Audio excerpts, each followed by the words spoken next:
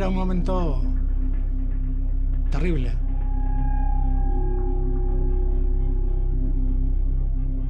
ETA prácticamente mataba cada semana y muchos de ellos eran socialistas. Entonces, en uno de sus virajes ideológicos se establece lo que ellos llaman la socialización del sufrimiento, es decir, que el sufrimiento no solo afecte a unos colectivos, sino que afecte a todos.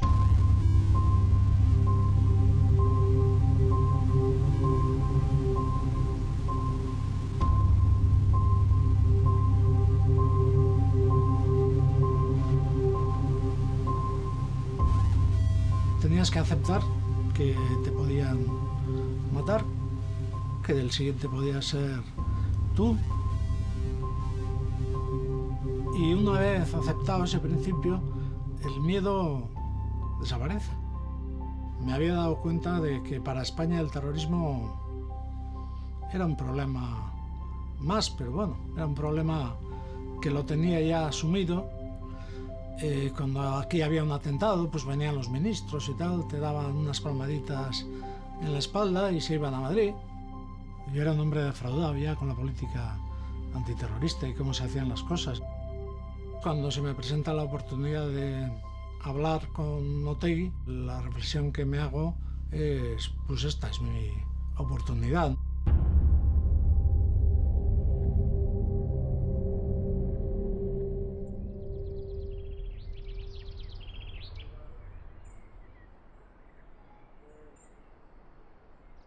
Pues yo creo que conocí a Jesús cuando ambos éramos parlamentarios en el Parlamento Vasco, ¿no?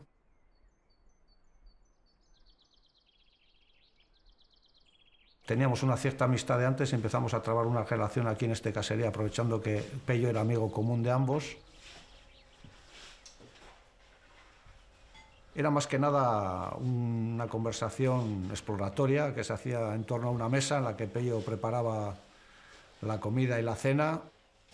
Dos personas que representábamos dos mundos que en la calle se estaban enfrentando de manera brutal, empezaron a construir un escenario diferente en torno a una mesa. Y costó en principio un poco la entrada, quiero decir, esa ruptura en cierta medida de la confianza, ¿no? Costó.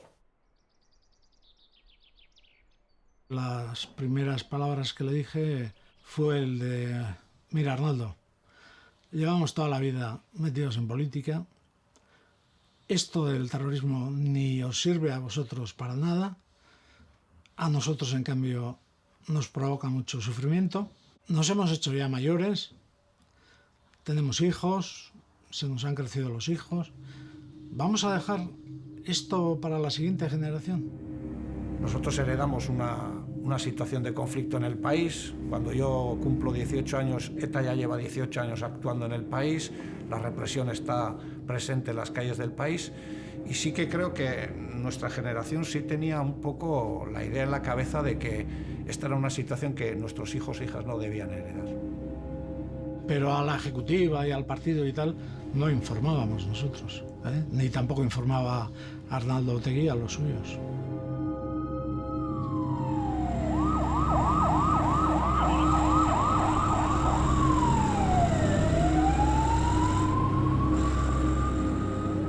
Estando durante las conversaciones, Jesús tenía que acudir a funerales de sus compañeros que habían sido muertos por ETA. Estando en las conversaciones, Jesús tenía que asistir a, como yo, tenía que algunas veces abandonar las reuniones porque habían detenido a gente, porque había casos de torturas, porque había la ilegalización que estaba en marcha. Y por encima de todo ese clima, sí que desde el principio tuvimos muy claro que pase lo que pase, nosotros tenemos que seguir, porque si nosotros no seguimos no es posible alcanzar un acuerdo, y si no alcanzamos un acuerdo no va a ser posible cambiar la situación, ¿no? Hay que dialogar para que no haya muertes ni por una parte ni por la otra, que termine el sufrimiento en Euskadi. ¡Asesino! ¡Asesino! ¡Asesino!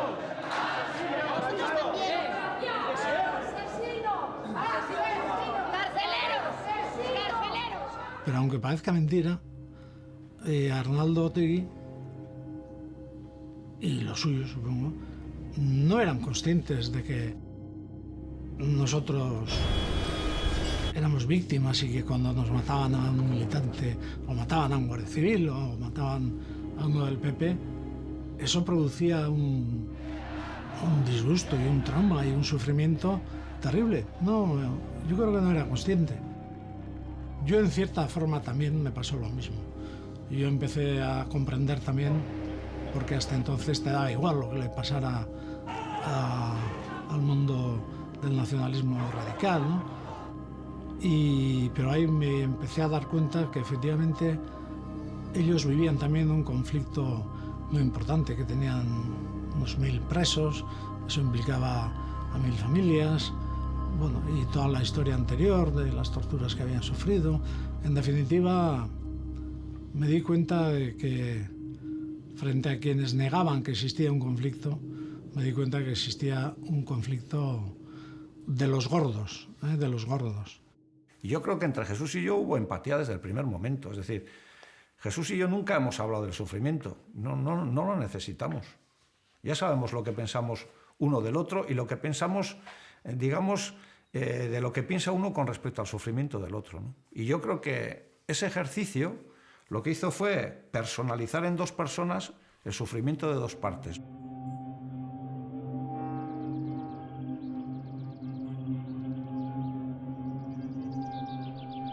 Cuando ya hicimos unas 10 o 12 reuniones, sabíamos que estábamos hablando en serio. Firmamos un papel estableciendo los objetivos de las reuniones. Insistí en que pusiera también que el hecho de que estuviéramos allí reunidos no implicaba ninguna salvaguarda para ninguno de los dos. Es decir, que él podía ser detenido en cualquier momento por un juez o por lo que sea, y a mí me podían matar. Yo lo que buscaba era establecer un método, ¿eh? Yo insistía constantemente en que entrar en contenidos era absurdo, que los contenidos ya vendrían en su día si se abría un proceso entre el gobierno y ETA, y el objetivo era buscar un método, una hoja de ruta. Siempre recuerdo que al salir de Chillarre y subir la cuesta, pues decía, ¿qué estoy haciendo, no? Porque no, aquí no sale nada. ETA ha cometido una masacre en Madrid. El atentado terrorista más sangriento de la banda ha causado hasta el momento más de 173 muertos y casi 900 heridos. 5 minutos han bastado a los terroristas para teñir de sangre la mañana de Madrid. En esos 5 minutos han hecho explosión 13 bombas ocultas en mochilas y bolsas en 4 trenes de cercanías de la línea férrea entre Alcalá de Henares y Madrid, y los 3 abarrotados de pasajeros en plena hora punta de camino al trabajo o a los colegios y universidades. La izquierda abertzale no contempla ni como mera hipótesis que ETA esté detrás de lo que ha ocurrido en Madrid. En estos momentos las fuerzas y cuerpos de seguridad y el Ministerio del Interior no tienen ninguna duda que el responsable de este atentado es la banda terrorista ETA. Y también estamos asistiendo a un proceso de intoxicación que ha iniciado el señor Otegi de manera miserable para desviar la atención. El shock fue tan brutal, también en el pueblo vasco, en el País Vasco, que eso también formó parte de una reflexión a posteriori que hizo todo el mundo, ¿no? Difícilmente se podía entender que acciones de este tipo, ¿no?, podrían contribuir a construir una humanidad mejor. Pero sí quiero reseñar también una cosa, y es que estas sí pueden ser denominadas como acciones totalmente indiscriminadas, que buscan el mayor daño posible, que buscan víctimas civiles. Los atentados del 11M tuvieron una repercusión tremenda en el País Vasco, curiosamente. Un país acostumbrado al terrorismo. Una vez que te aparece como competidor el yihadismo terrorista, pues el otro terrorismo se contamina, ¿no? La participación ha sido masiva, se acercará finalmente, según las previsiones, al 80% del censo electoral. Buenas noches, cuéntanos novedades.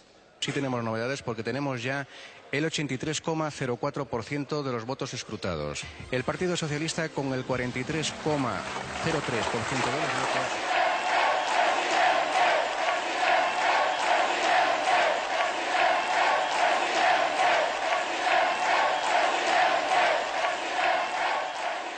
Me comprometo a gobernar para todos, con humildad, y os aseguro que el poder no me va a cambiar. Gracias.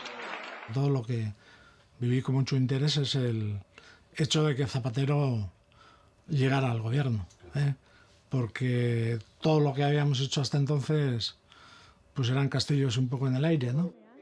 La misma noche electoral llamé a Pepe Blanco, pero la misma noche. No estaba para estas cuestiones. Me acuerdo que un día me dijo Pachi López, oye, que me han dicho en Moncloa que estás llamando allá diciendo que tienes un tema de terrorismo y están mosqueados, que estas cosas no se hacen así y tal. Bueno, vale, pues nos adaptaremos al estilo de Madrid. Y pasó algún tiempo y me llamó Rubalcaba.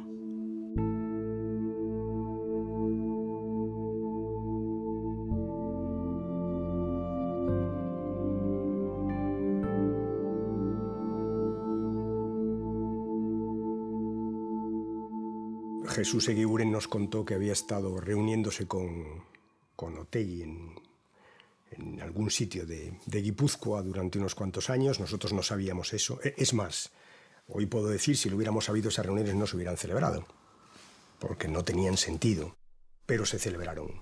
Jesús lo contó y nos transmitió la voluntad de Batasuna y de ETA de iniciar un diálogo. Pues es verdad que había un punto de desconfianza real, porque Jesús había estado hablando con Otegi sin decir nada. La reacción de Rubalcaba fue muy respetuosa, pero ya me dijo que no creía mucho en esas cosas y que el peligro era un atentado. Rubalcaba yo ya le conocía de antes, lógicamente, en el partido, pero tampoco había tratado con él. Me llamó mucho la atención la rapidez mental que tenía. Daba a todo importancia, ¿no? A todos los detalles, los más mínimos. Y me di cuenta de que era un gran negociador, ¿no? Es decir, que yo con él iba también aprendiendo. Es una decisión muy complicada, porque yo de Jesús me fiaba lo justo. Yo recibo el encargo de Zapatero, que era presidente del gobierno, toma la decisión de intentarlo. Nos sentamos, establecimos una estrategia, es decir, no lo decidimos en una tarde, lo pensamos, lo meditamos y al final pensamos que se daban las circunstancias. ETA estaba débil, como digo, menos débil de lo que creíamos entonces, pero tenía una debilidad manifiesta. Batasuna estaba donde estaba, el PNV había cambiado, había circunstancias, por tanto, para intentarlo.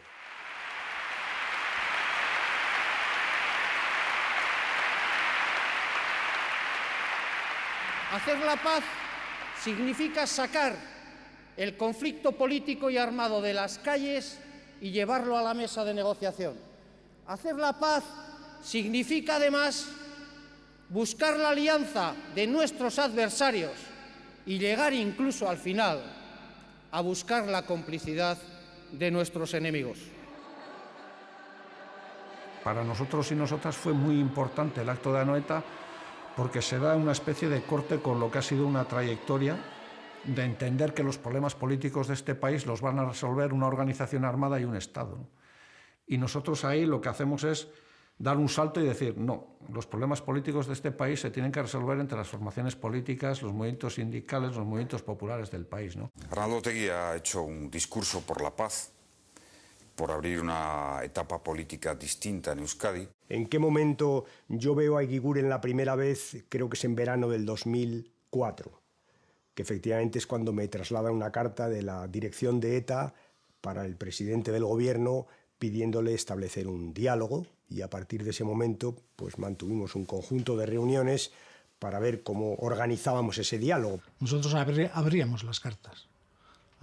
La carta que mandaba ETA antes de llegar al gobierno lo veíamos nosotros, y así Arnaldo me podía decir a mí en qué tono convendría que respondiera el gobierno. Y yo a él le podía decir en qué tono convenía que respondiera ETA. Y la tercera carta ya, ETA daba una cita en Ginebra para un día concreto y a la vez proponía que hiciera de intermediario la Fundación Henri Dunant. My job is to be a mediator of armed conflict. You are a service to the parties to the conflict.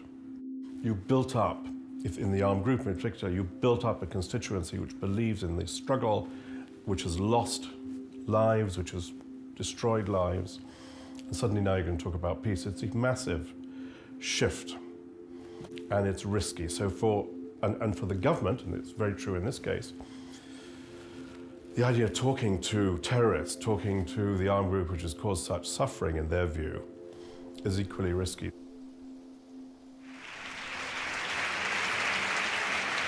A todos nos consta que hoy es mayor que nunca el número de vascos que rechazan la violencia y ansían la paz. ETA solo tiene un destino: disolverse y deponer las armas. Como presidente del Gobierno, tengo el deber de trabajar para lograr ese fin. Que el pacto obliga cuando se está en el Gobierno y también cuando se está en la oposición.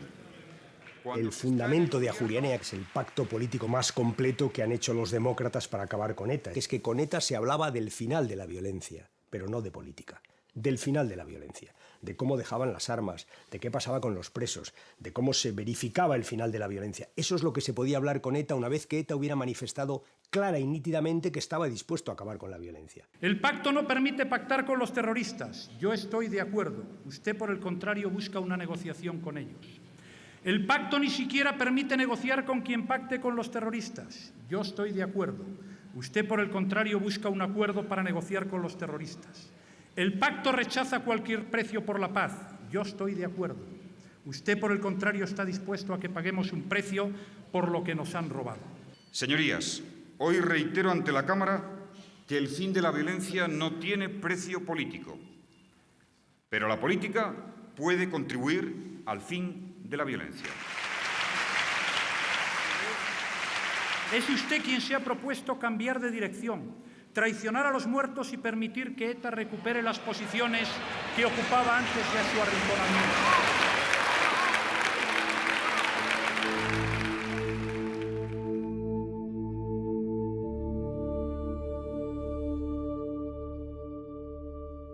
No, nos equivocamos.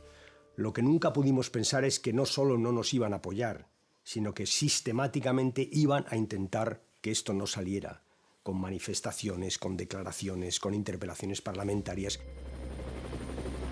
Tras la primera pancarta con el lema "Por ellos, por todos, negociación en mi nombre no", la marcha contraria a la resolución aprobada en el Congreso para negociar con ETA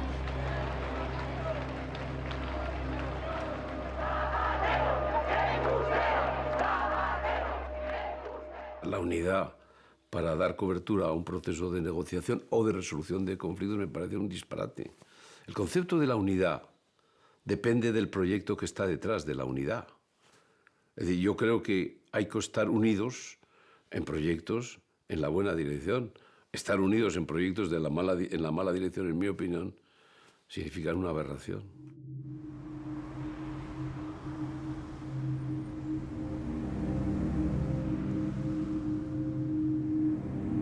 Yo tenía 19 años, era un chaval, había salido de la academia de la Guardia Civil 2 meses antes.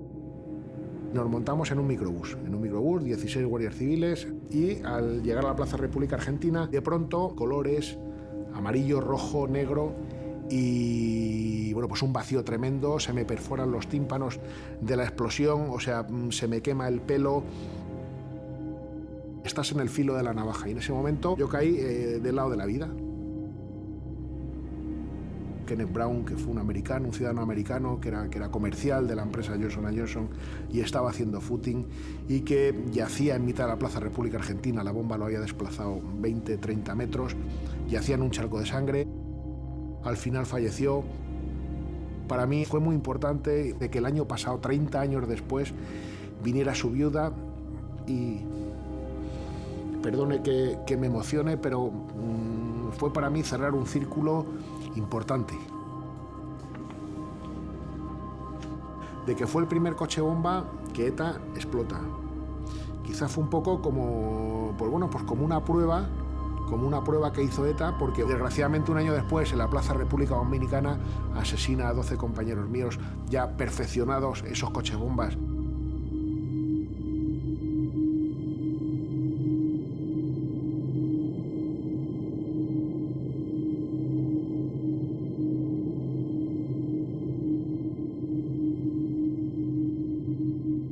Cualquier tipo de negociación con los terroristas es ceder a su chantaje, es ceder para que dejen de matar. Y cualquier tipo de negociación hemos estado siempre, la VT, en contra.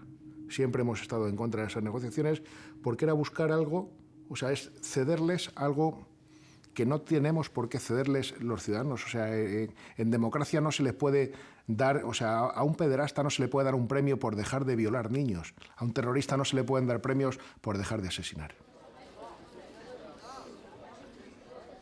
Seguí con mucho interés ese proceso de apertura que se estaba generando y de hecho estaba en Anoeta cuando Arnaldo Otegi con un ramo de olivo presentó la propuesta de paz. Yo estaba allí. Yo me hice una composición del lugar, un análisis que no era real, pero que a mí me pareció en ese momento que podía ser, en el que vi que el presidente Zapatero comenzaba a cuestionar lo que no se podía cuestionar, que era la memoria de la violencia terrible del franquismo. Realmente creí que era una buena oportunidad. Y le dije, oye, tengo que irme a Suiza, tengo una reunión con ETA. ¿Qué me aconsejas? ¿Qué debo hacer? Le dije, ten en cuenta que te vas a encontrar unos interlocutores que van a desconfiar de ti, que van a pensar probablemente que tú estás participando en una maniobra conspiratoria para buscar otros objetivos que no sean el acuerdo. Sé tú mismo, sé sincero, plantea las cosas con claridad. Y solo le di, creo, y ahora recuerdo, un consejo. No prometas nunca aquello que no puedas cumplir. Le dije a Pello, oye Pello, ¿me puedes llevar? Yo no tuve ningún problema para poder acompañar porque yo creo que en todo esto unos riesgos hay que correr. O sea, creo que era vital el que se celebrara esa primera reunión sin saber el resultado final de lo que iba a ocurrir ahí. En el mundo rural es el casero el que trabaja o lo que sea y el tratante es el negociador. Pues entonces nos juntamos el tratante y el casero. Cogimos el coche, el bocadillo y venga, para adelante.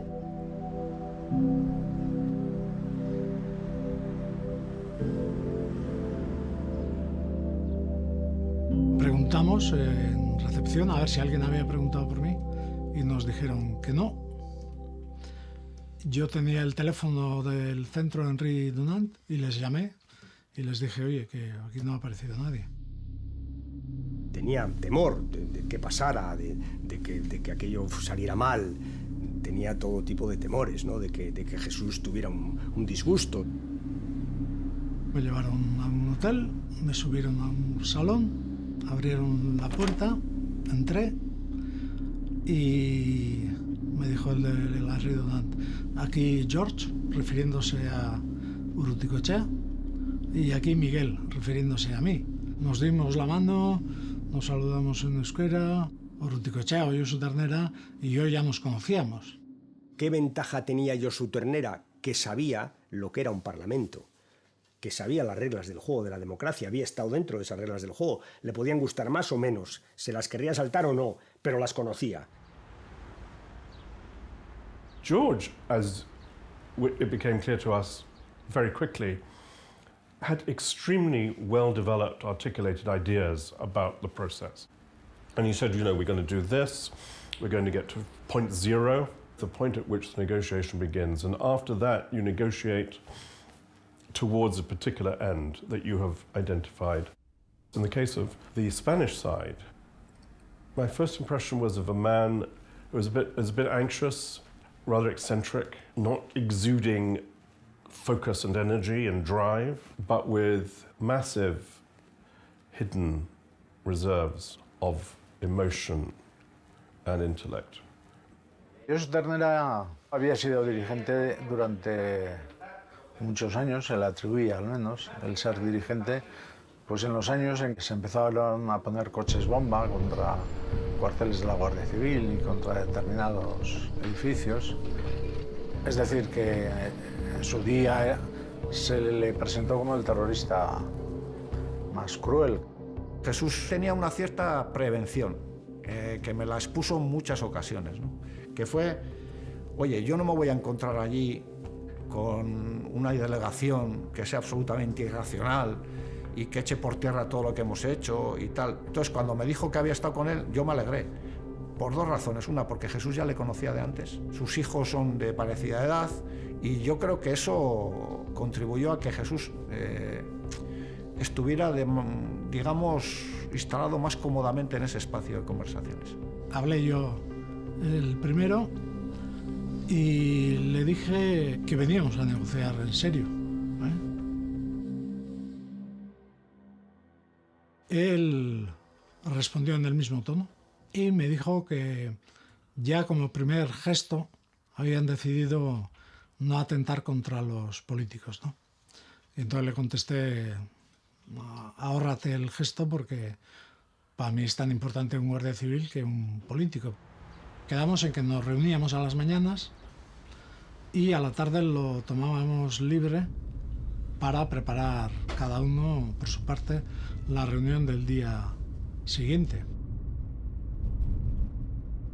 Las primeras reuniones fueron una especie de psicoanálisis sobre el pasado del País Vasco, ¿no? Yo creo que empezaríamos con los romanos para acabar con la Constitución española o algo así. Él explicaba su visión de un pueblo oprimido y perseguido, toda la historia. Yo di mi otra versión de la historia del País Vasco, la versión liberal. Qué mejor con una banda terrorista como ETA que empezar por la historia de Euskadi, para que cada uno ponga la historia en su justo término. Y Jesús se la conocía muchísimo mejor que su interlocutor, muchísimo mejor. O sea que esa primera batalla la ganamos 10-0.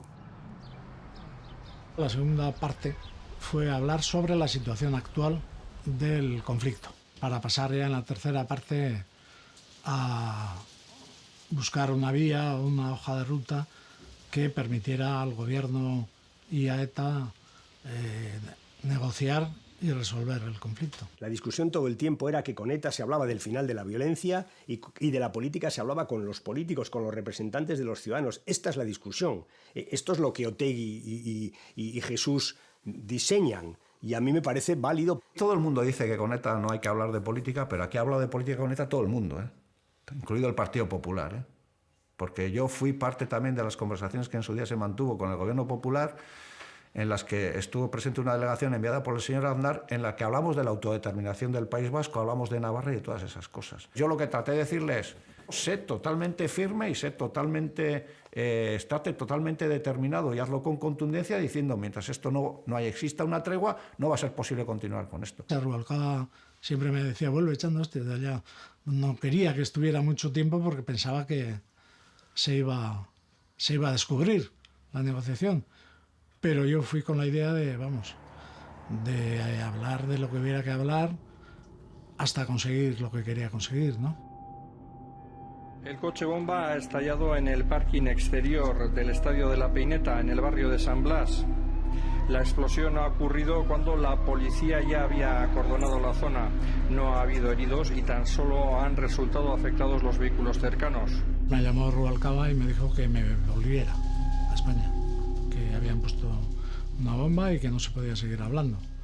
Entonces le dije a Rubalcaba, pues exagerando un poco, que ETA había quedado en que en la reunión siguiente iba a explicar qué había pasado con lo de la Peineta y por tanto tenía que quedarme para escuchar esa explicación, ¿no?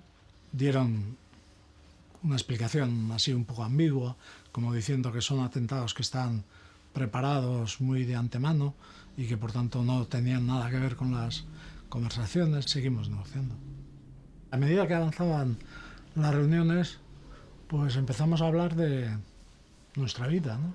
Yo evitaba meter temas conflictivos en las conversaciones. No Recuerdo haber hablado mucho de las víctimas, aunque lógicamente los tenía en el recuerdo. Avanzando ya más, pues ya llegamos a un grado de complicidad también. La Henri Dunant estaba absolutamente asombrado. The human factor is crucial.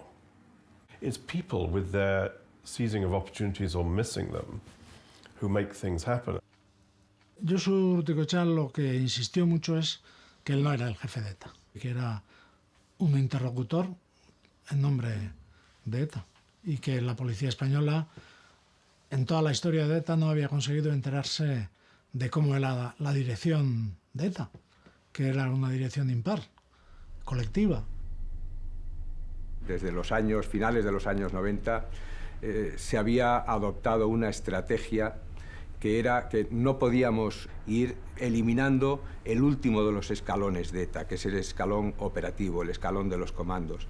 Nuestra idea era que había que llegar a las estructuras, a los mandos intermedios y a través de ellos, si era posible, a los dirigentes de la banda.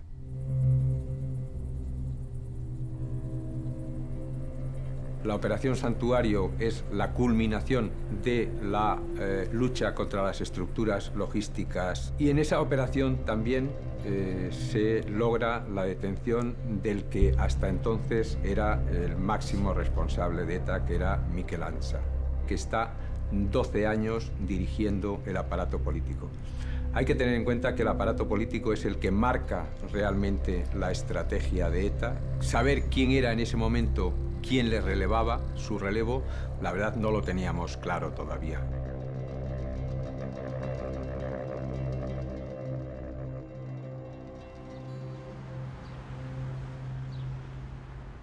Yo ya daba por hecho cerrado el acuerdo, estaba encantado de la vida y ETA planteó un tema. Hubo mucha discusión sobre qué adjetivo ponerle a la tregua, ¿no?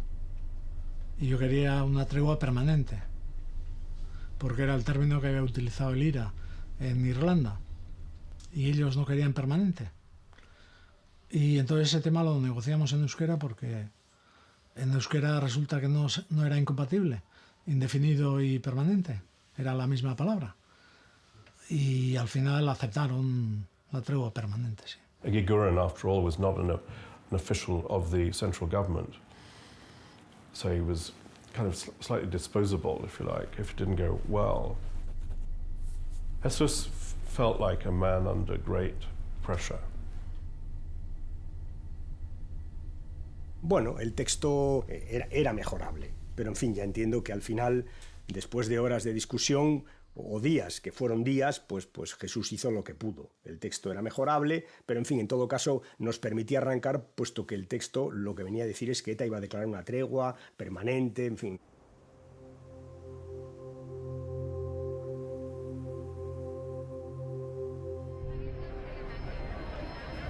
No sé si era posible explicar la marcha de la negociación al público. Y posiblemente, aunque se hubiera explicado, se hubiera montado el mismo escándalo, porque una vez que se supo que había conversaciones, pues surgieron como ocurre en toda negociación, pues hay dos partes que se acercan y dos extremos que se alejan.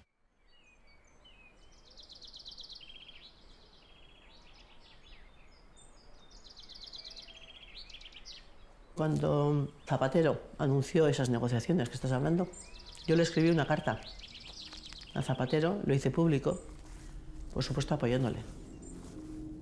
Juan Mari era una persona muy abierta, por naturaleza bonachón, hablaba con todo el mundo, no tenía ningún complejo para hablar con unos y con otros.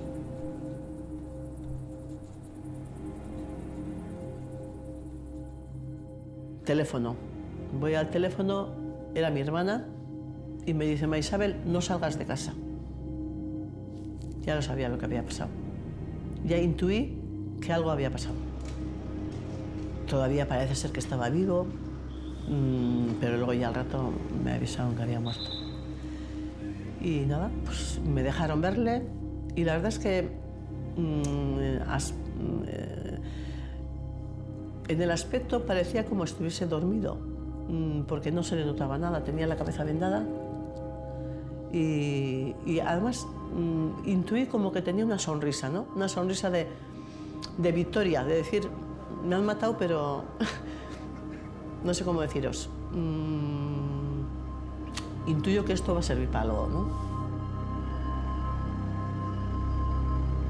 Pienso que a Juan Mari le mataron precisamente porque era uno de esos hombres que intentaba hacer puentes entre distintos para, de alguna forma, conseguir aquí la paz. Fui en un avión de los servicios secretos de Noruega, en el que íbamos yo y Ternera, salimos de Ginebra, fuimos en el mismo avión a Oslo. Llevaba yo un ABC que ponía enfrentamiento entre Josu Ternera y Cherokee. Y le dije a Josu, ¿qué me cuentas de esto? ¿Estáis enfrentados o qué? Y me dijo, no sé ni quién es Cherokee.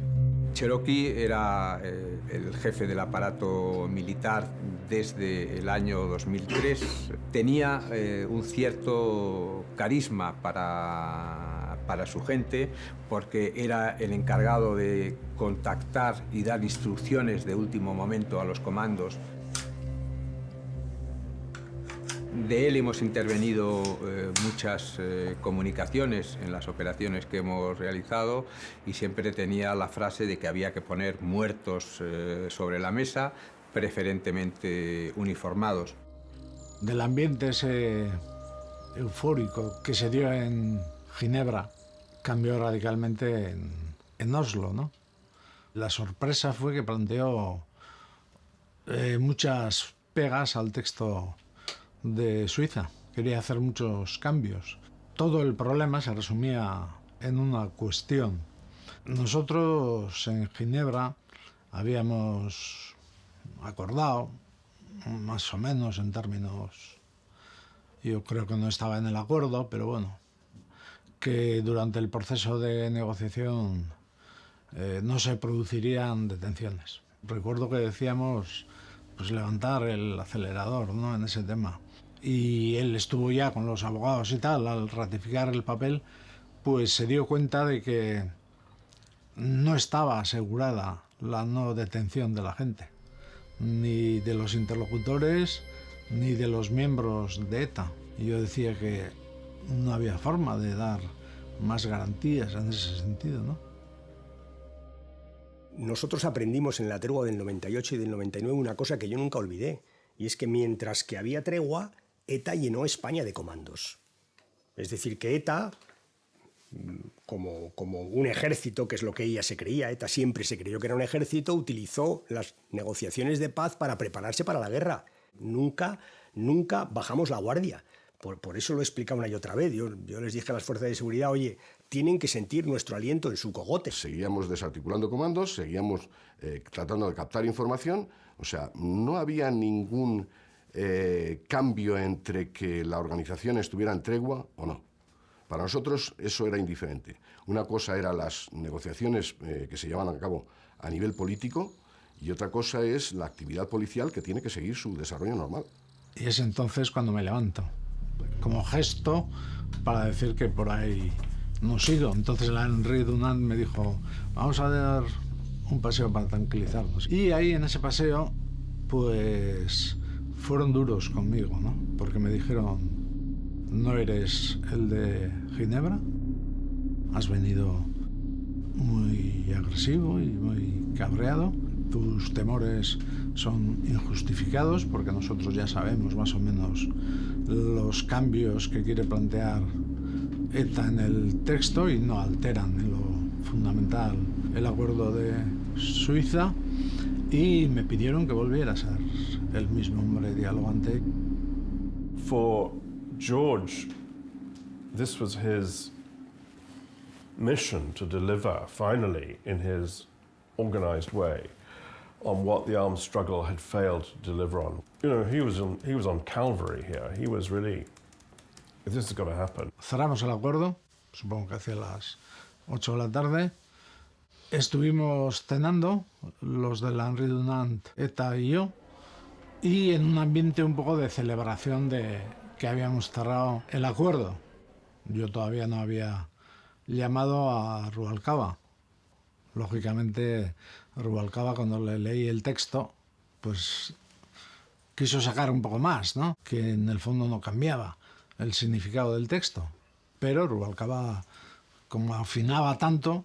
Evidentemente yo tenía un nivel de desconfianza muy superior al que podía tener Jesús, entre otras cosas porque estás fuera. Siempre el que negocia lógicamente está más metido. Y yo estaba fuera, me fiaba cero de ETA, y por tanto tenía un gran nivel de desconfianza y todo me parecía, en todo creía haber doble sentido. Entonces no se me ocurrió otra cosa que subir a la planta donde estaba ETA y tocarle la puerta de la habitación a Josu Ternera.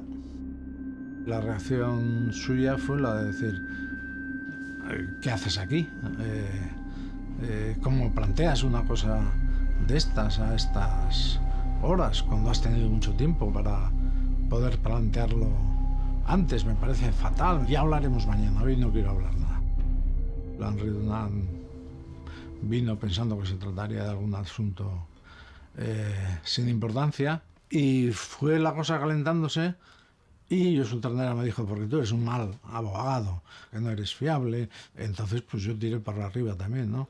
Le dije: tú no tienes autoridad para hablar, porque yo represento a un gobierno democrático y tú representas a una organización terrorista. Y entonces, bueno, una vez pasada la bronca, los de ETA admitieron una fórmula intermedia, no la que proponía Rubalcaba, pero una fórmula intermedia. Pues quedó sobre el ambiente una especie de enemistad. En fin, los saludos de despedida y tal fueron muy fríos.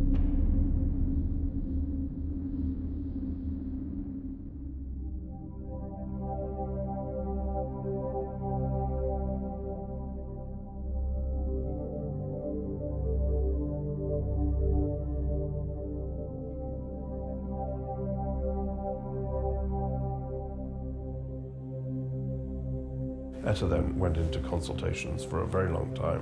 They don't meet physically, so they would be taken, a message from one to the next, to the next, to the next, and round and back. Lo que es verdad es que cada semana que pasa, lo que empiezas a barruntar es que ETA no está, decidida. Es decir, lo que empiezas a pensar es que hay discusión dentro de ETA. No hay que ser un genio para suponer que Josu Ternera tuvo que hacer un esfuerzo grande de convencimiento a la dirección de ETA para que firmara la tregua. Jesús estaba preocupado con eso porque parece ser que la discusión fue bastante intensa, ¿no? Desde nuestra óptica, la impresión que se tenía es que estábamos en un proceso de negociación con dificultades, pero en el que una de las partes o jugaba con mala fe o no controlaba determinados aparatos en el Estado. Eso generaba mucha tensión en nuestra gente y en nuestra comunidad. ETA exigía al gobierno que cesaran las actuaciones judiciales. Y el gobierno le decía: pero oiga, que es que el Poder Judicial es independiente. A mí no me cuenten, ustedes son el gobierno y ustedes tienen la responsabilidad. Pues mire, no podemos. No es que hubiera una acción preordenada a boicotear el proceso de paz, sino que no se ocuparon de la acción de la propia inercia judicial. Ese es un error para mí importante, porque nos enfrentábamos a una organización que en el 90% estaba judicializada. Lo que aparece en el mundo político es la posibilidad de que ETA declare una tregua y de que el gobierno esté dispuesto a intentar lo que hizo el señor Aznar, que es dialogar con ETA. Es evidente. Estamos en circunstancias que me permiten tener la convicción de que puede empezar el principio del fin. Y a partir de ahí la oposición crece. Y efectivamente, ¿cómo crece? Pues crece en el Parlamento y crece en la calle.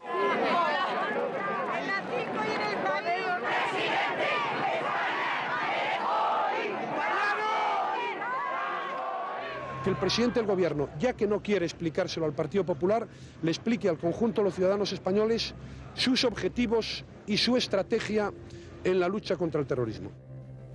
Euskadi Askatasuna ha decidido declarar un alto el fuego permanente a partir del 24 de marzo de 2006. El objetivo de esta decisión es impulsar un proceso democrático en Euskal Herria. Primera respuesta de José Luis Rodríguez Zapatero al anuncio de alto al fuego de ETA. El gobierno español tomará su tiempo para dar su paso en esta nueva situación. Yo hice unas declaraciones poniendo la tregua en positivo, en valor, dije es una oportunidad, dije incluso creo la vamos a aprovechar. Objetivo cumplido. Ventajas muchas, que no hay atentados, que es fundamental. Tú consigues que ETA deja de matar, que es fantástico, pero no significa que el precio por el que tú pagas sea un precio positivo para el futuro de una nación como España. Yo no me atreví. Otros se han atrevido. Vamos a ver el desenlace. Cuando se declara la tregua, nosotros lógicamente empezamos a trabajar y empezamos a respetar el marco de la tregua. Con ETA se hablaba del final de la violencia y con Batasuna se podía empezar a hablar de política.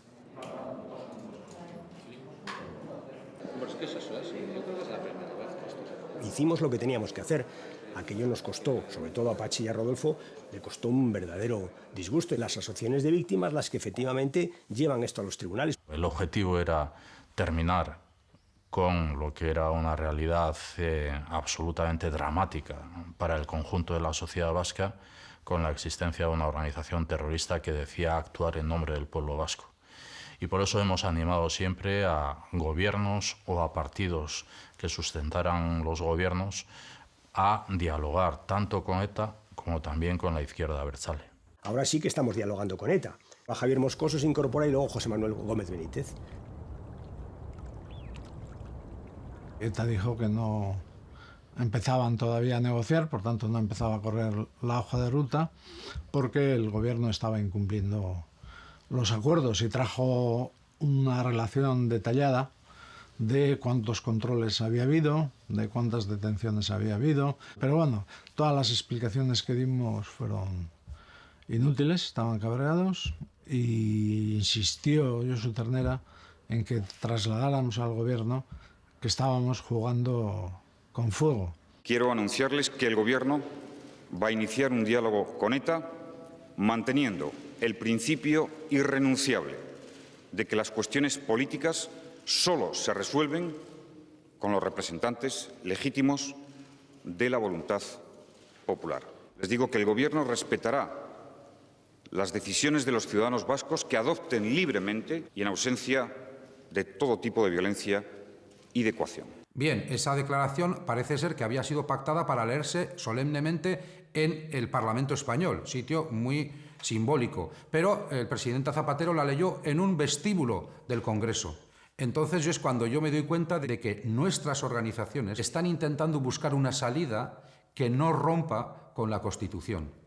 Pero si la salida no rompe con la Constitución, la existencia de nuestro pueblo no es reconocida, nuestro pueblo no tiene derecho a la autodeterminación y, por lo tanto, el conflicto vuelve a surgir. El diálogo no avanza y en septiembre se produce una reunión para intentar avanzar y ahí aparece Thierry.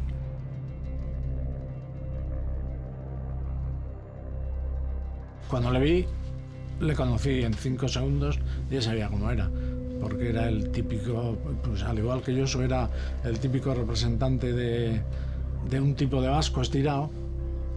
Thierry era el representante del típico vasco que poteando y dice esto se arregla matando a todo el mundo y tal y cual. Lo que nos damos cuenta es que en el centro se sienta él y Urrutikoetxea se sienta en un lateral, lo cual automáticamente da la impresión de que, bueno, han desplazado a Ternera, ¿no?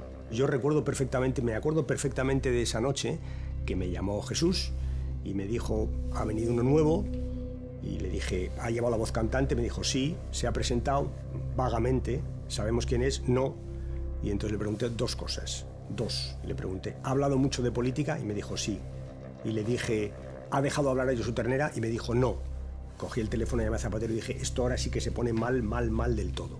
Hay un momento en que nos dicen que ha aparecido una persona en el proceso negociador, que no se sabe quién es, nos dan una serie de datos, edad, características y tal, y nosotros, pues, en base a esos datos ofrecemos, creo recordar que no más de 3 fotografías, y se le identifica como Thierry.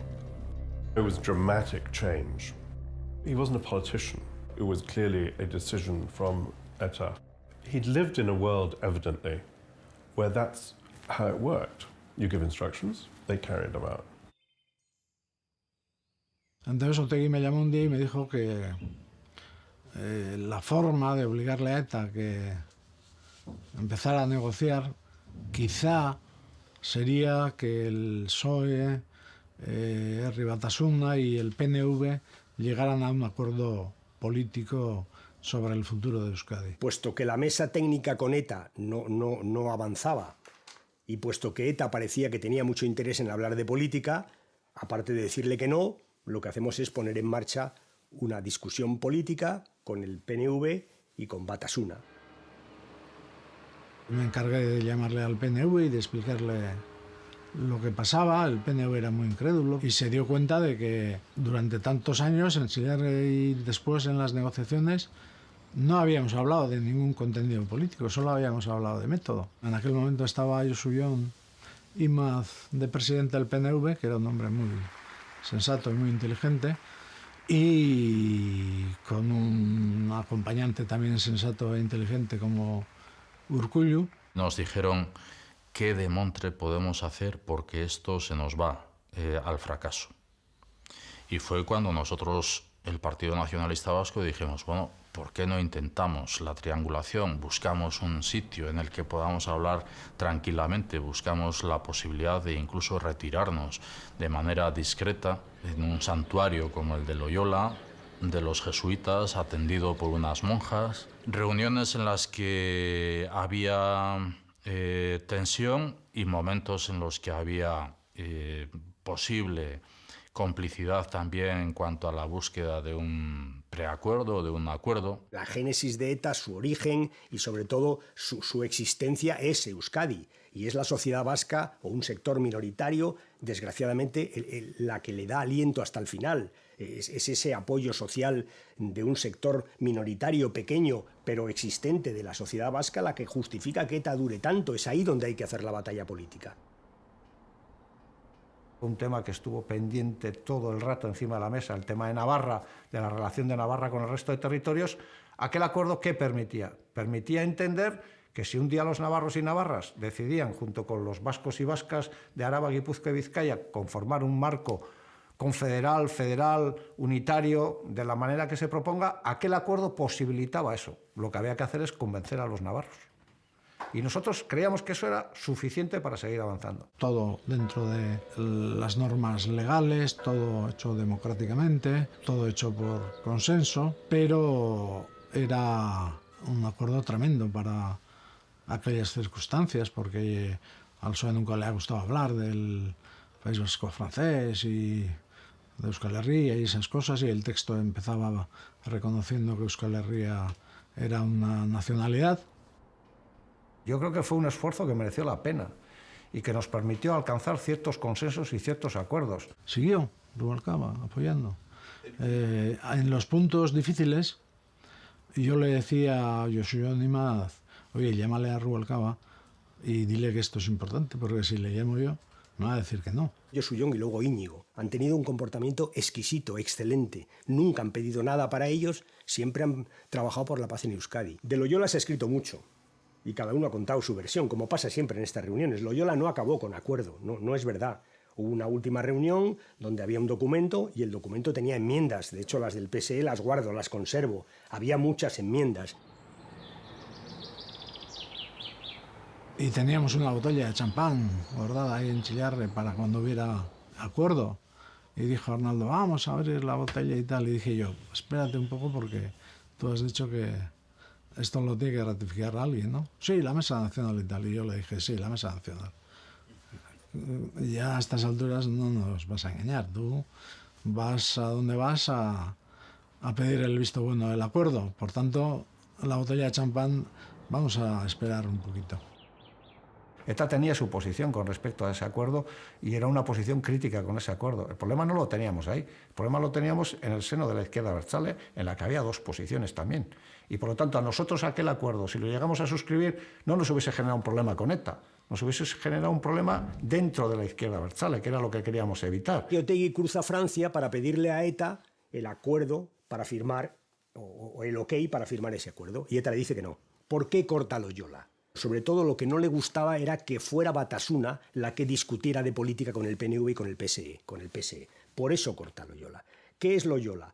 Al final Loyola es la demostración que Batasuna tiene que asumir de que ETA no quiere sino hablar de política. Nos lleva a pensar, bueno, ETA una vez más ha sentido vértigo.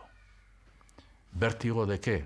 De creer que si ellos daban un paso de fin de la organización terrorista iban a ser considerados como traidores por su propia causa.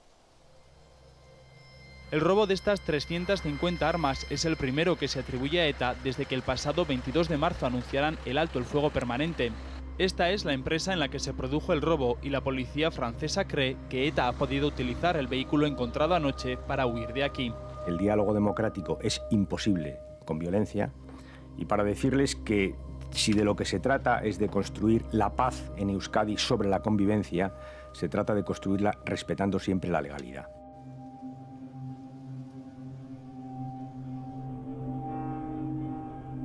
En Oslo nos encontramos con la sorpresa de que ya desaparece Josu Ternera y está ya de negociador Thierry, ¿no?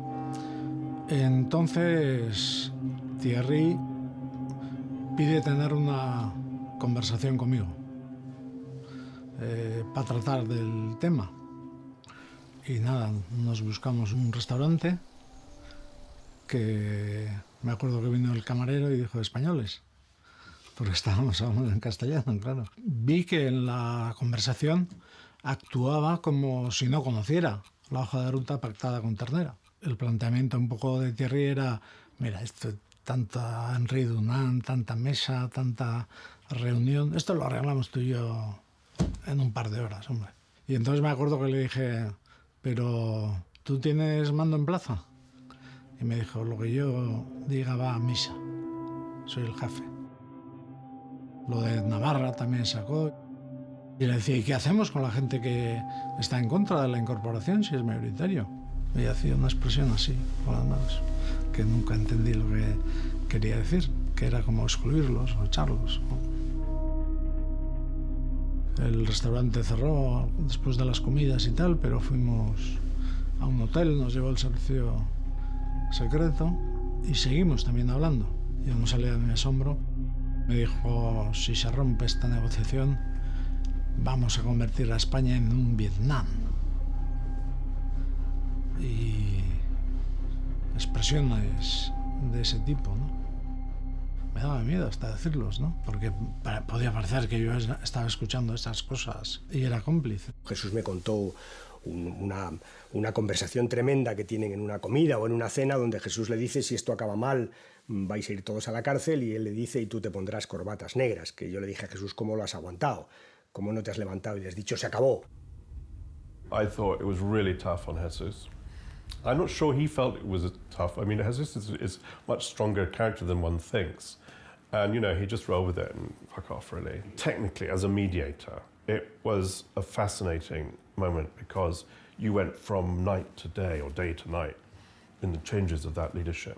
Había llegado a la dirección, supongo, por ser el más tirado para adelante y el más bruto. Era un antiguo polimili que se había huido a Sudamérica, a Cuba, que había retornado a Francia, que se dedicaba a funciones logísticas. Había estado al lado de Miquel Ancha y creemos que por esa proximidad es por la que se produce su ascenso.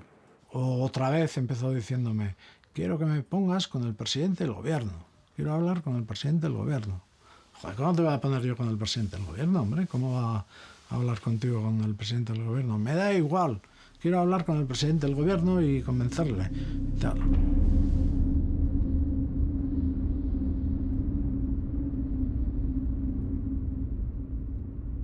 Llegué a la noche a casa, vine en coche, me acuerdo.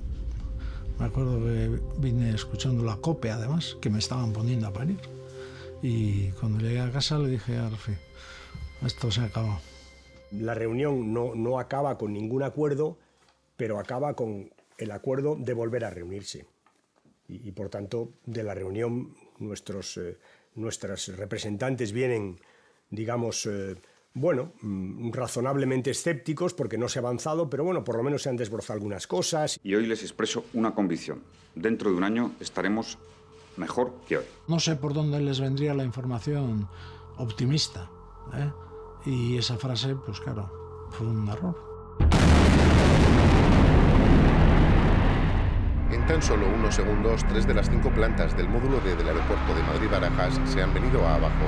Se han desplomado unas sobre otras, como si fueran un acordeón. La explosión de la furgoneta bomba ha dejado tras de sí toneladas de bloques de cemento. Entre los escombros, los bomberos tratan de abrirse paso. Ahora mismo tienen una prioridad: localizar a las 2 personas que en el momento de la explosión estaban en este parking y que 12 horas después continúan en paradero desconocido. Señorías, aunque no es frecuente, entre los responsables públicos quiero reconocer el claro error que cometí. Pensé que se había acabado, ¿no?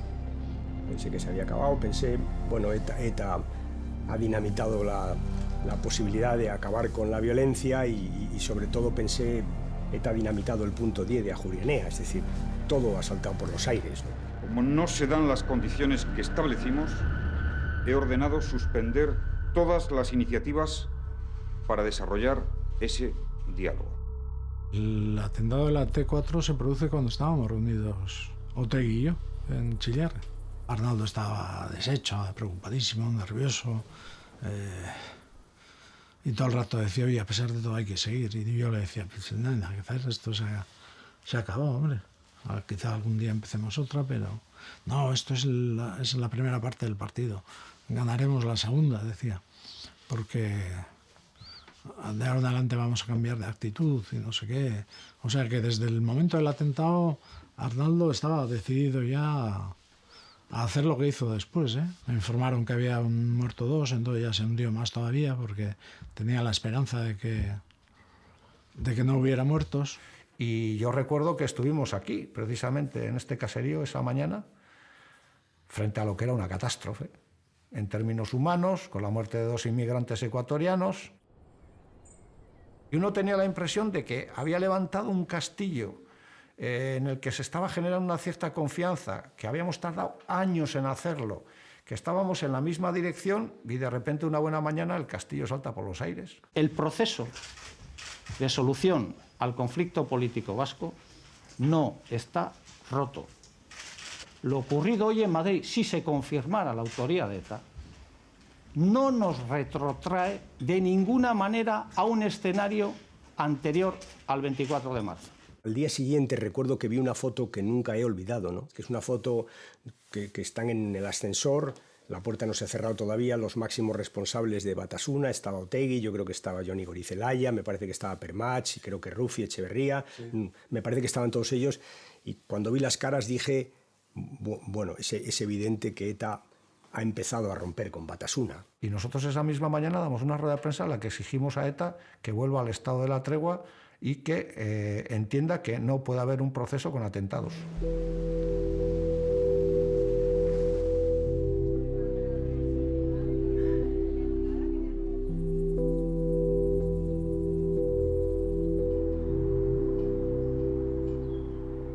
Es verdad que ETA no vuelve a atentar, no hace nada. La policía y la Guardia Civil sí, de hecho recuerdo que por ese tiempo, debió ser febrero o marzo, febrero se desarticula el comando Guipúzcoa. Las 8 personas detenidas han sido trasladadas hoy a dependencias de la Guardia Civil de Madrid. Yo esperaba que iba a haber una respuesta de ETA a la semana o a los 10 días y no hay respuesta. ETA se empeña en decir que no ha roto la tregua. A través de los intermediarios, del Henry Dunant, empieza a mandar mensajes de que quiere volver a la reunión, de que quiere volver a verse. Y entonces cuando, pues me parece que es Tony Blair o el Sinn Féin empiezan a presionar y es cuando se plantea esa reunión. We found in our process, and I think the Spanish ambassador found this as well, that outside influences are important. The bomb which went off in the airport I think it was after Atta had made a statement that their ceasefire would be permanent, so it caused a huge debate and huge difficulties. The duty of negotiators, I suppose, is to try and overcome that. In other words, they have to be able to stand above the emotion, so they know themselves that the goal is much bigger than the tragedy that has happened. Rubalcaba made it quite clear that from his perspective, the peace process was finished. And I said to him, Batasuna wants to continue with the peace process. He basically gave me a challenge. He said to me, if you can persuade Batasuna to make a statement against violence, and if you can persuade Batasuna in turn to persuade ETA that they need to declare an end, not only a ceasefire, but an end to their armed struggle, we will engage on the political issues with the Abd Salah left. There's no doubt in my mind, although he took a hard line, he was looking for solutions. Esta sí que es una decisión difícil, es mucho más difícil que la de empezar en el 2004, muchísimo más difícil, mucho más difícil. ETA no había hecho nada, seguía técnicamente en tregua. Y para todo gobierno que ETA no atente, yo creo que es una obligación intentarlo. Intentar que la tregua se prolongara. Esto era importante. Pidieron que tuviéramos reuniones ETA-Gobierno y a la vez reuniones Batasuna-PSOE. Es decir, era en teoría un esquema para cerrarlo o romper. Yo quería a toda costa que si se rompía como creía que se iba a romper definitivamente, se hiciera de forma que todo el mundo viera que era ETA la que no cedía. En resumen, corrimos un riesgo enorme, fuimos a no ceder.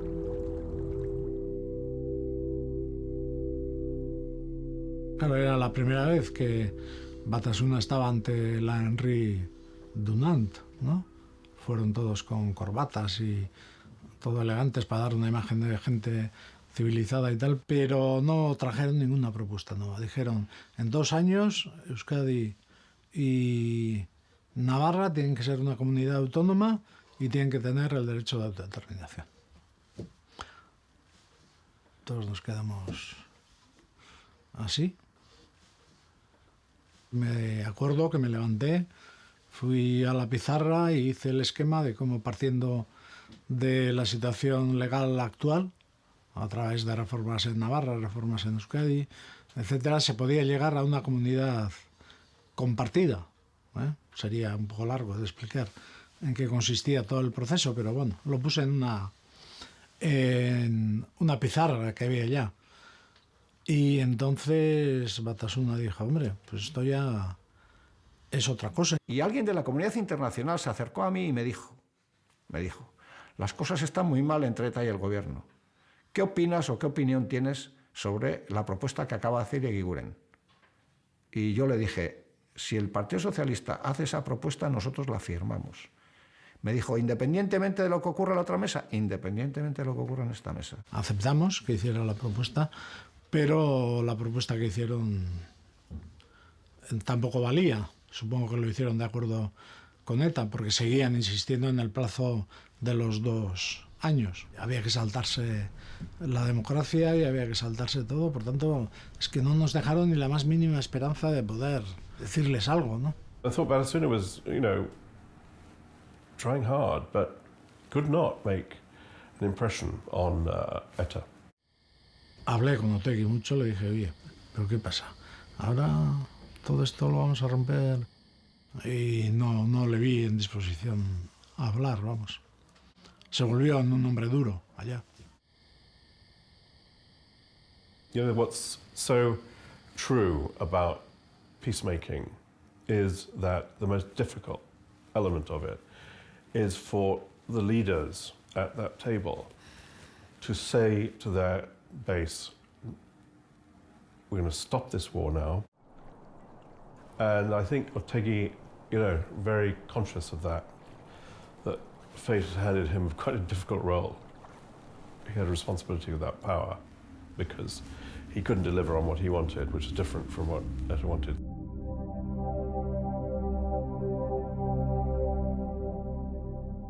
El ambiente era desastroso. Y yo creo que todo el mundo era consciente de que estábamos frente a una catástrofe otra vez. Era un ambiente de funeral, prácticamente, ¿no? Hicimos el viaje de vuelta en tren. Rufi Echeverría, que es militante histórico de la izquierda independentista, que estuvo conmigo en esa delegación. Que yo recuerdo cuando pasamos por París, Rufi Echeverría me hizo un comentario y me dijo: no vamos a volver a tener una oportunidad como esta.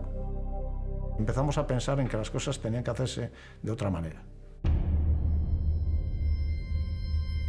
ETA vuelve a equivocarse. He realizado todos los esfuerzos posibles para alcanzar la paz y abrir un marco de convivencia para todos. ETA siempre había presumido de que no mentía, de que avisaba, y entonces en plena tregua, al poner la bomba, eso fue un revulsivo tremendo en el mundo de Batasuna y sobre todo en los presos antiguos. Los que habían pasado muchos años de cárcel eran los más molestos porque te había roto una regla de oro para ETA, ¿no?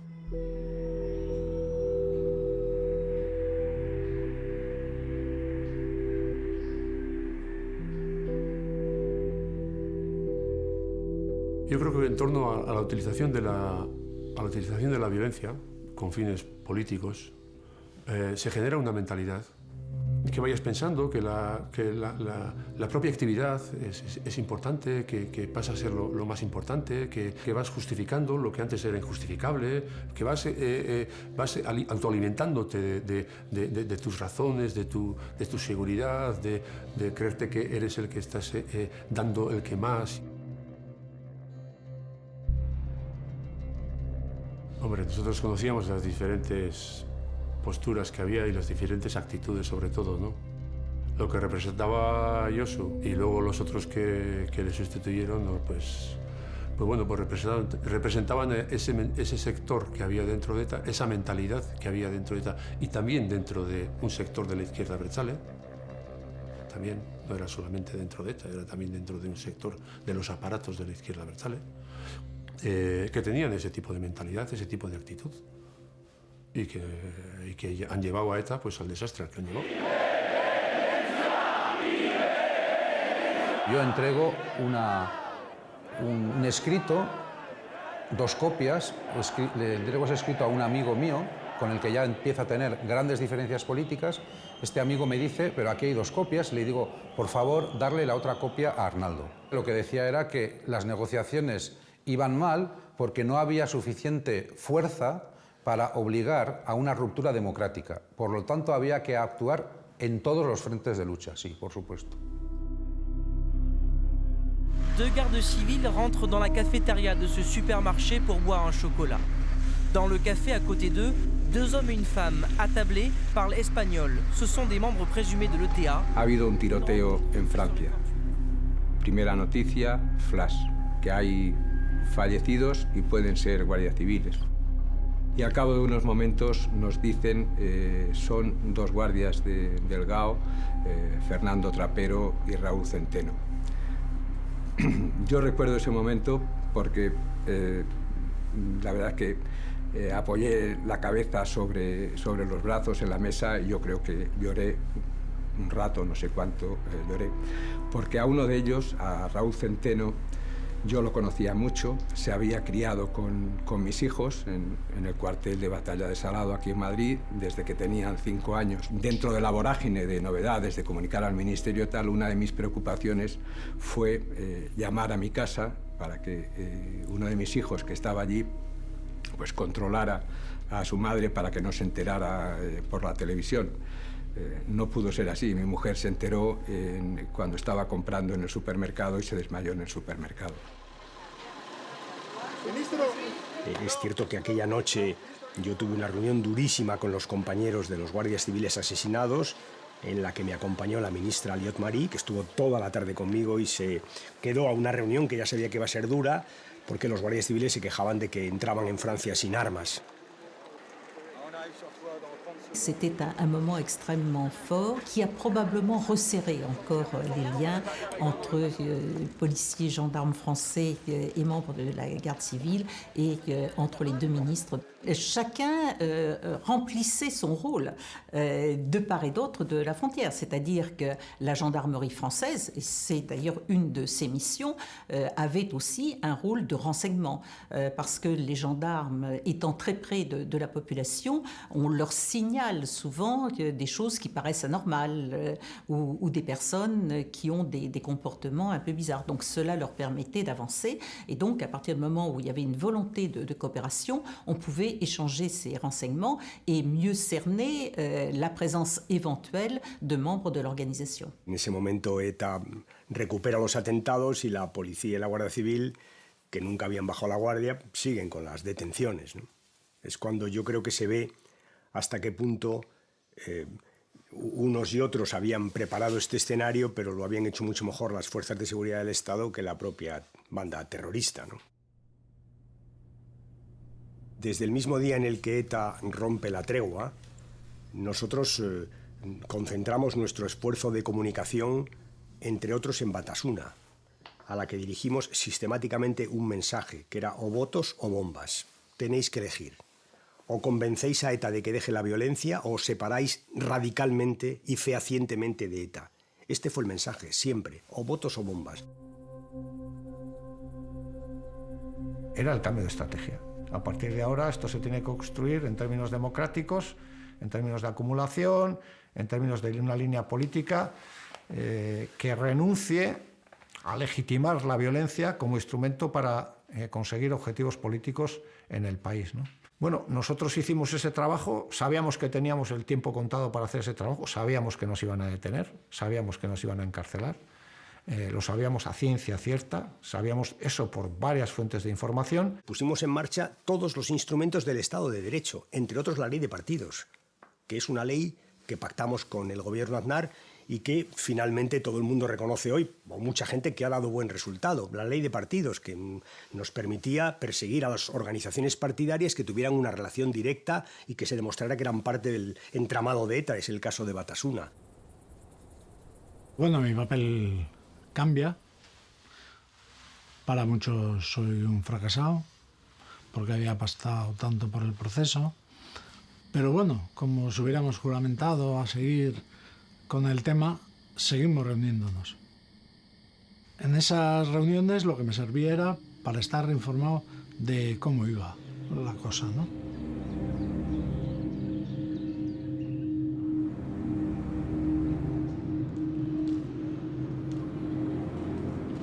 Isaías Carrasco era un militante de Mondragón,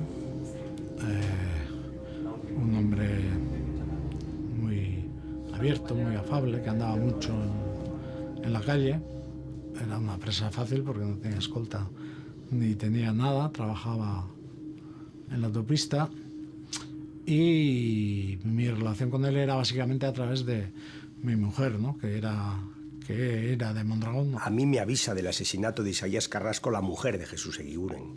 Me llama Rafi y me dice: acaban de matar a Isaías. Me llega la noticia por la mujer porque estaba allí, antes que por la policía o por la Guardia Civil. Por tanto, es evidente que es un asesinato, yo no sé si dirigido, pero tiene toda la pinta. Tiene toda la pinta de que es una suerte de venganza de la banda terrorista contra el Partido Socialista y en particular contra el entorno de Jesús Eguiguren.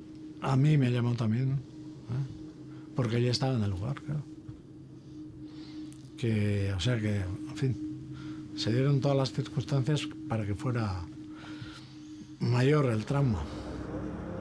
Nosotros estábamos muy endurecidos en aquella época con el tema de los atentados. Es decir, que cuando se producía un atentado no nos poníamos a llorar, sino nos poníamos, cómo se lo decimos a la familia, cómo organizamos el funeral, Es decir, que suplíamos la pena del atentado organizando, que eso es el papel más terrible, y luego ya acompañarle a la familia en todo el tiempo, ¿no?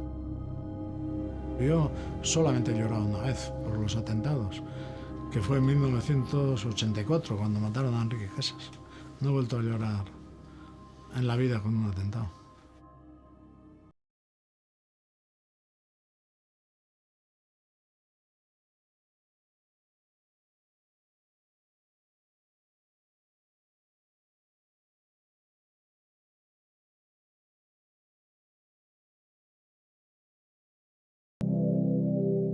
El factor más importante yo creo que ha sido el de la evolución de la sociedad vasca en su conjunto.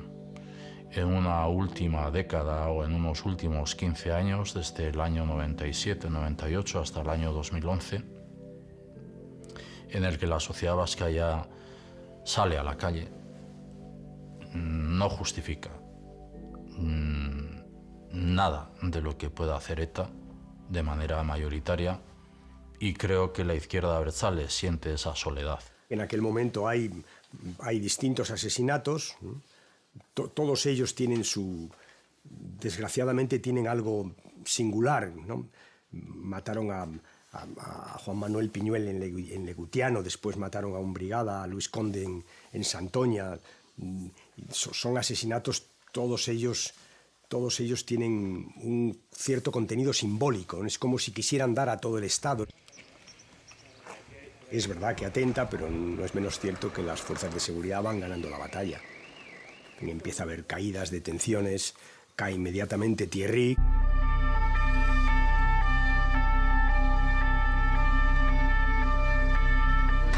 Càmera i profit de fer declaracions i de nois la situació d'excepció que hi ha on hi vas a la seva mare necessita que ho van llorar Euskal Herriaz katuta!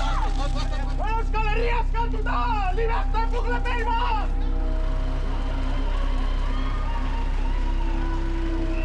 Han salido de la vivienda que ocupaban y en la que han sido detenidos. Los han sacado cubiertos con mantas y los arrestados han opuesto resistencia al ser.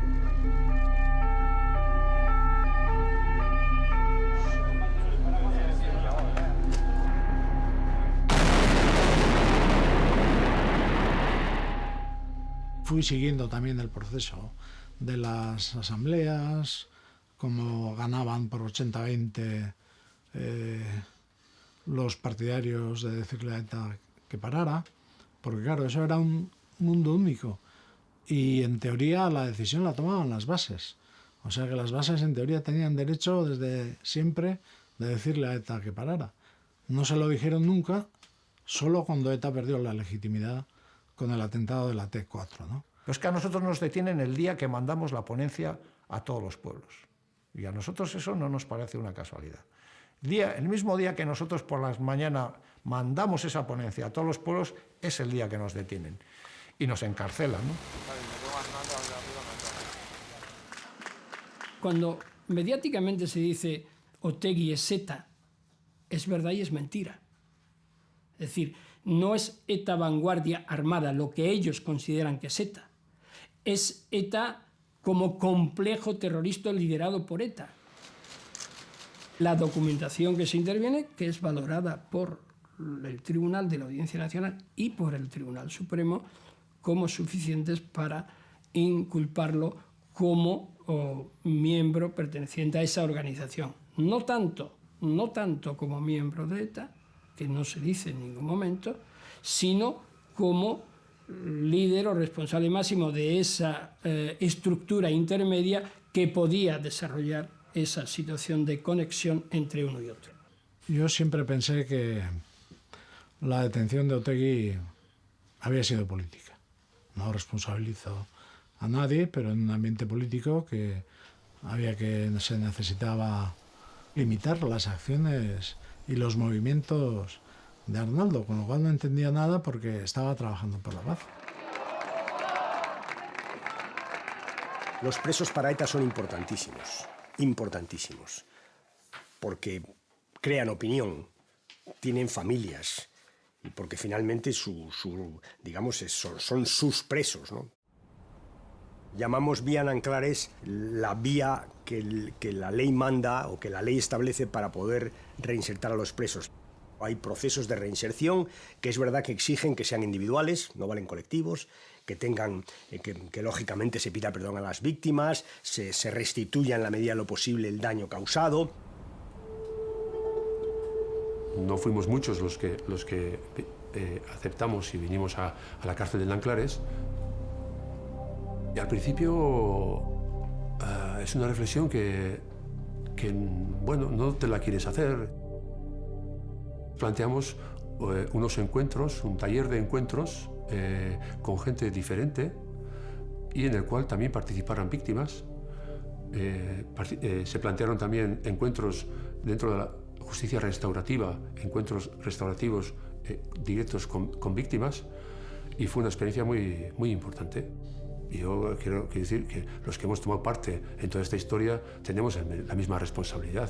No tiene menos responsabilidad una persona que ha actuado directamente en un atentado que una persona que actuaba también como parte de ETA y se sentía parte de ETA en las estructuras políticas, en el periódico, en el aparato político, falsificando papeles. Era una cosa conjunta, era una cosa que lo vivíamos de una manera colectiva, y la responsabilidad es una responsabilidad colectiva. Algunos nos planteamos aquello como una continuidad de nuestra propia militancia. Llevábamos tiempo planteando que la lucha armada se tenía que terminar, que había que hacer este tipo de reflexiones, y en Nanclares tuvimos la oportunidad de juntarnos varios así y decir, pues nosotros vamos a continuar.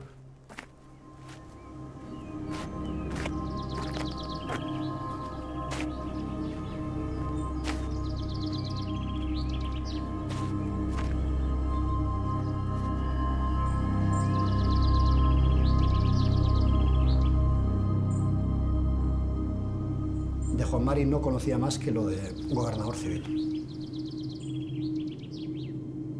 Era nuestro primer atentado mortal. Teníamos una imagen de la organización bastante dramática, era la imagen de una organización que lucha por la liberación del país. Teníamos la imagen, el recuerdo de muchos vecinos presos. No es agradable mirar para atrás. Yo cuando miro para atrás, esa época es muy negra.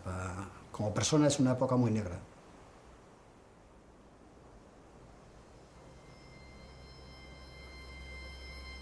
El proceso yo lo viví en la cárcel, lo viví en la cárcel de Badajoz y evidentemente lo viví con ilusión. Se vivió con mucha ilusión, sí, en la cárcel.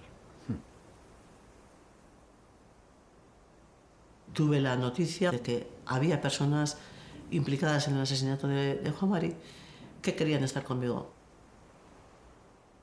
El primer contacto fue por carta, una carta que le mandé yo. En aquella carta ya le comentaba, la única forma es, si algún día me dan algún permiso, poder estar con ella en un permiso. Si ella quería, evidentemente. Yo siempre he defendido que todas las personas nos merecemos una segunda oportunidad. Yo recuerdo muchos nervios y sí sales con una sensación de paz, algo ha aportado, le he hecho un daño terrible a esta familia, a esta persona, que vea que la otra persona, esa persona que ha tenido enfrente es persona en mayúsculas, que siente el daño que ha causado, que no es nada artificial. Yo me pongo en el lado de Maisabel, sin ninguna duda, siento cómo lo ha vivido y sí, se hace duro. Para que Maisabel esté conmigo, yo he tenido que dar antes unos pasos también. He tenido que reconocer que lo que hicimos a Juan Mari fue una barbaridad. Y me parece hoy en día de sentido común reconocer eso. Pensábamos en poner nuestro granito de arena en la futura convivencia que veíamos llegar, ¿no? Sin pensar en que eso personalmente te iba a suponer a ti algo especial. Y es verdad que ha servido para la convivencia, pero también ha servido para el otro. Yo entiendo que Ivonne ahora mismo es otra persona distinta a la del Ivonne del 2000 y le tengo que agradecer. Yo, por esa valentía que ha tenido, ¿no? de poder decir lo que sentía.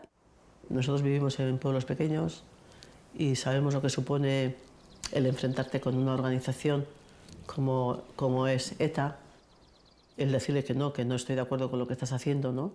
Y yo me desmarco de lo que hacéis, lo que eso supone para las familias, no solamente para ellos, sino que en las familias, ¿no? Y se rompe algo que en el País Vasco desde tiempo inmemorial estaba como escrito allí, ¿no? como asumido, ¿no? Y es que cuantas más bombas ponía ETA, más diálogo pedía. Es algo así como si la capacidad, la voluntad de diálogo de ETA se expresara en función del número de kilos de bombas que ponía. Esto es disparatado, pero es así.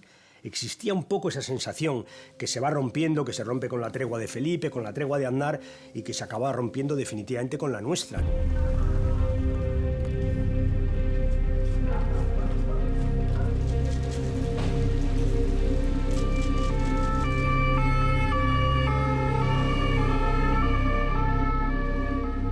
Yo de lo que estoy muy orgulloso es de la labor preventiva que se hizo.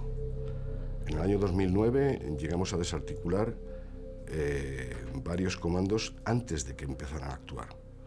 Eso quizás mediáticamente no es muy llamativo, pero policialmente para un policía es lo que más satisfacción te pueda causar, el detener a alguien de una organización terrorista antes de que empiece a actuar. Si no hubiera habido un guardia civil a las 10 de la noche, un 10 de enero, a 6 grados bajo cero, en una carretera comarcal de Zamora, que para una furgoneta porque lleva una luz rota, seguramente nos hubiera costado años en descubrir que ETA había desplazado una parte de su aparato logístico desde Francia hasta Portugal. Seguramente hubiera habido una bomba que se hubiera llevado por delante las Torres Kio, que era lo que pensaban hacer en las próximas semanas. Seguramente hubieran acabado con un cuartel de Cádiz, que era el siguiente atentado que tenían. Estábamos hablando de cientos de kilos de explosivos. Si hubiera tenido éxito, nos hubiera vuelto locos. Pero locos, ¿eh? ETA se arriesgó, fue arriesgado y perdió. Les habíamos dado en todos los frentes. Le habíamos dejado mermado a la mínima expresión todo lo que era la banda terrorista en sí. Recuerde, en el año 2000 calculábamos que podían tener unos 1000 miembros de ETA. En el año 2010 no llegarían a 50.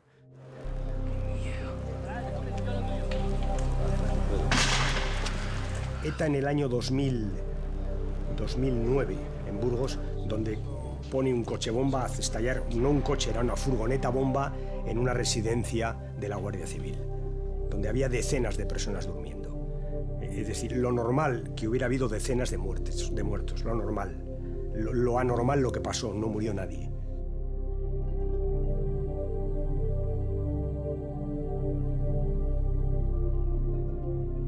Y luego los dos guardias civiles que mueren a los pocos días en Palma de Mallorca, Diego Salvá y Carlos Saez de Tejada, que son los dos últimos muertos en España. El último es un gendarme en Francia.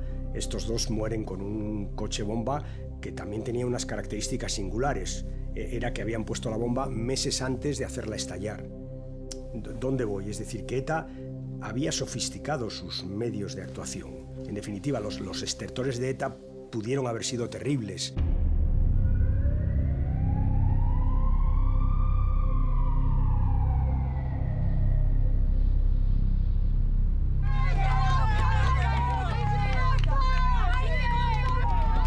Cuando yo bajo de la rueda de prensa de explicar la detención de ETA, venía conmigo el general Martín Alonso, que es el jefe de información de la Guardia Civil, y me vuelvo y le digo, general, ¿tú crees como yo que esta es la última gran detención de ETA? Y me dice, sí, ministro. Que ya solo cabe la solución unilateral. Es decir, ETA y la izquierda abertzale tienen que negociar el final consigo mismas, no con nadie más. Y esto es lo que ocurre finalmente. ETA termina negociando consigo misma, con su mundo político, la manera de poner el final a esta historia. Y yo creo que nosotros hemos andado tarde en aprovechar esa oportunidad. Esa es la mayor autocrítica que nosotros nos podemos hacer. No porque hemos deliberadamente querido llegar tarde, sino porque necesitamos traer a toda la comunidad a esa reflexión, ¿no? Ese es el gran componente ético.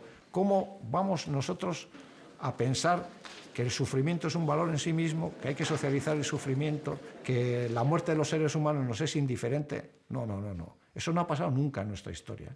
Otra cosa es que hayamos necesitado tiempo y que hayamos llegado tarde, ¿no? Yo siempre he pensado que en el cambio paulatino de Batasuna que se va produciendo no hay ningún atisbo de crítica moral. Es decir, al final Batasuna no cambia porque reflexiona sobre la inmoralidad de matar a la gente que no piensa como tú. Batasuna cambia porque no tiene más remedio que cambiar. Porque la policía, la Guardia Civil, los jueces, los servicios de inteligencia le hacen cambiar. Esta es la realidad. International Group for Dialogue and Peace in the Basque Country, so at least you have some idea as to what this... What we consciously went about doing was to get as many Nobel Peace Laureates with sort of international respect and recognition for making peace to endorse the Brussels Declaration.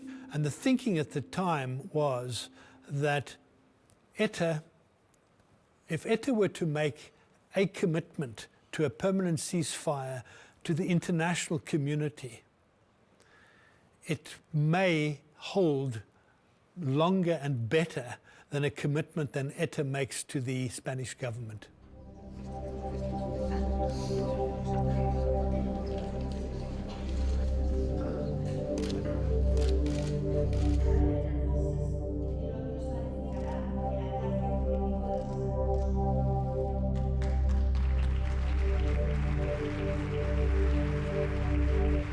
La izquierda abertzale rechaza y se opone al uso de la violencia o a la amenaza de su utilización para el logro de objetivos políticos.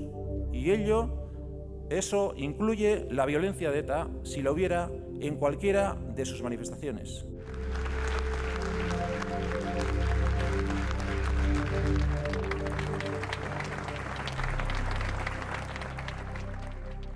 Yo creo que nadie ha derrotado a ETA todavía, a fecha de hoy. ETA no solo hay que medir su fuerza por la organización, sino su proyecto de ruptura. Cuando en el País Vasco están avanzando y son ya alternativa, con aliados, al actual gobierno, cuando en Cataluña el proceso de ruptura está avanzando seriamente y están en la vanguardia, ¿cómo vamos a decir que hemos derrotado el proyecto de ruptura de ETA? Yo busco una solución política al conflicto que ha habido en este país. Y hay quien busca soluciones de otro tipo, que son las de ganadores y perdedores. Entonces, yo no condeno las acciones armadas de ETA, no las he condenado porque esa ha sido mi posición política y hemos pagado duramente por ello.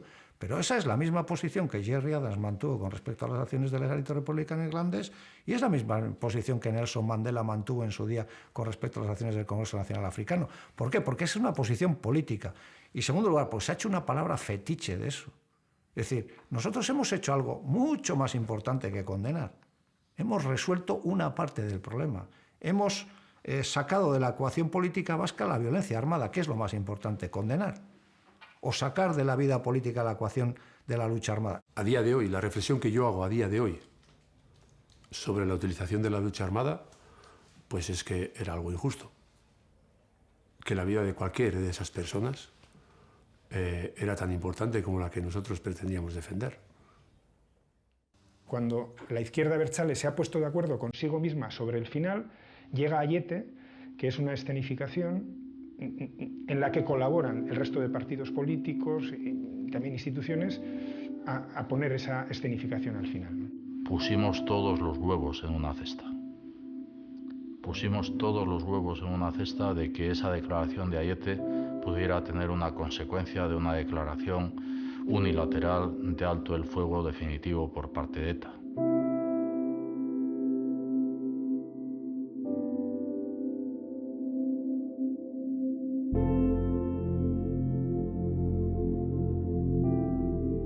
A mí me han preguntado muchas veces si ese era el precio por el final de ETA y siempre he contestado lo mismo. Si ese hubiera sido el precio, el billete de Kofi Annan se lo hubiera pagado yo mismo.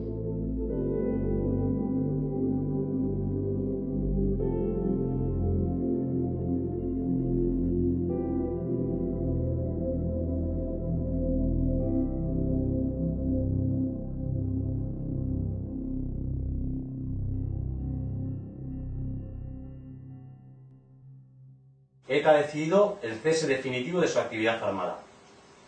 ETA hace un llamamiento a los gobiernos de España y Francia para abrir... Creo que es el mejor final. El mejor final. Cualquier otro final podía haber sido eso, un final con escisiones, un final con ruptura. Y eso hubiera acabado también con ETA, pero probablemente hubiera tenido todavía algunos coletazos de violencia. Yo creo que el mejor final es que ETA reconociera el final. Para la gente ha acabado el terrorismo, pero para las víctimas no. Para las víctimas sigue estando presente cada mañana, cada tarde y cada noche porque siguen teniendo a sus seres queridos enterrados. Por tanto, no hay que olvidarles nunca y además por ellos hay que construir un relato de verdad de lo que pasó en Euskadi. Lo que pasó es que la democracia ganó y ETA perdió. Sentí frío.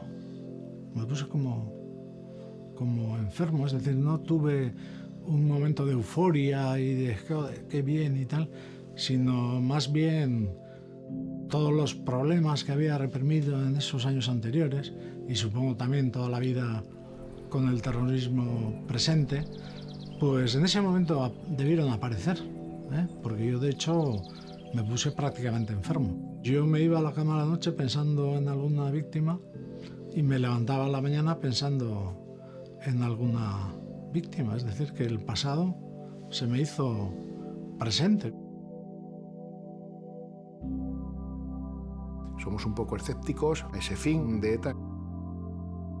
Mientras no entreguen las armas, mientras no colaboren con la justicia y mientras no se desenmascaren a los más de 300 casos de asesinatos que hay sin resolver, creemos que ETA, por supuesto, no está derrotada.